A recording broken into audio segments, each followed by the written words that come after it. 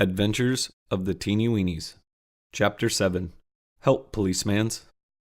Thunder and snails, exclaimed Paddy Pen, shortly after the little folks had helped the robin get his breakfast, as he picked up one of the tiny garden hoes the Teenie Weenies use.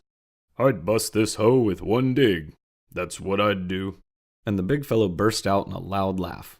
Well, that's the best we got to offer you, said the old soldier. I'll make one for myself before a grasshopper can shake his left hind foot. That's what I'll do. And he ran off towards the rose bush under which the Teenie Weenies lived.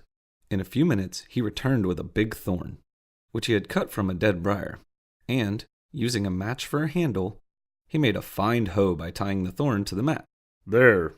That's what I call a man-sized hoe. That's what I do. The little people set out for the garden, as the general had ordered them to hoe the lima beans. A number of seeds had been planted, for the Teenie Weenies were fond of lima beans, and they usually had to store away about 250 beans to last them through the winter. It will take quite a few more beans this winter, said the general. Our family is larger now. Why, the dunce can eat 20 himself, laughed the cook. You bet I could, cried the dunce, who was always hungry. I could eat a whole lima bean right this minute.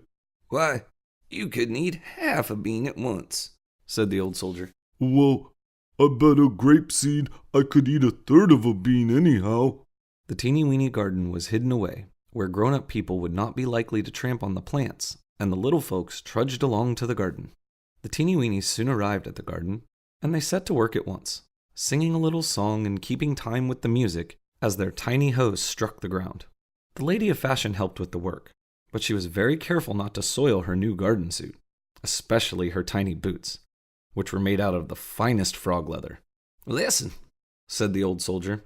I thought I heard... But he did not finish the sentence, for loud screams came from the tall grass at the back of the garden. Hubby, hubby! Policemans! Policemans!